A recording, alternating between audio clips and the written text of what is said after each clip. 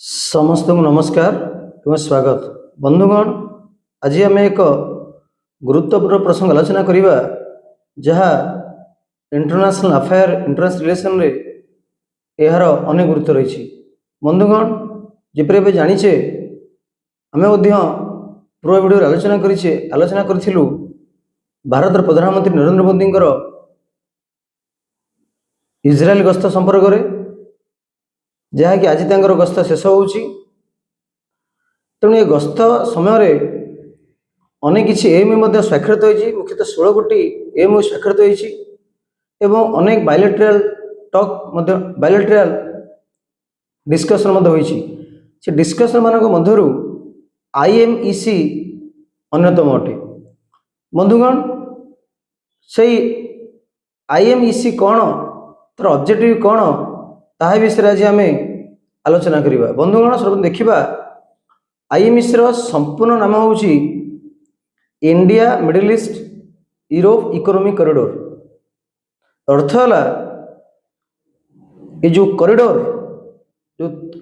Propose corridor अच्छी कार्यक्रम जाऊँगी ताहा मिडिल ईस्ट केतक देश यूरोपर देश देकी ये गति कर साउदी अरब देश गति कर यूएई। तेणु ये आनाउंसमेंट होता 9 सेप्टेम्बर 2023 जिते भारत में G20 समिट आयोजन होता। ये जो प्रपोज IMEC जो कॉरिडोर ता कनेक्ट कर भारत मिडिल ईस्ट और यूरोपीय देश मान सहित विशेषकर शिपिंग एवं ट्रेड क्षेत्र में। बंधुगण, जब देखा ये कॉरिडोर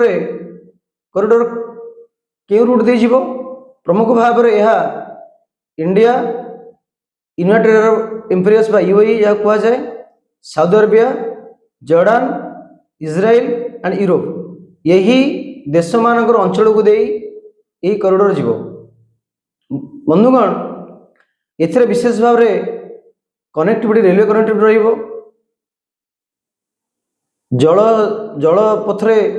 जलपथ रहिबो, हाईवेज रे रहिबो, विशेषकर फ्री फ्लो ऑफ ट्रेड होवाई एवं सिग्नेटरी कंट्री ने India, USA, Saudi Arabia, United Arab Emirates, France, Germany, Italy and European Union. Friends, ये देखंतु यार कॉरिडोर मैप किपरि भाव में भारत ठारू ग्रीस पर्यंत जाइछि। भारत तब UAE, साउदी अरेबिया आसला, इज्राइल, देन शेष ग्रीस रे पहुंची। आशा करा जाउछि कॉरिडोर निश्चित भाव में सफल हो बोली आशा विश्वास।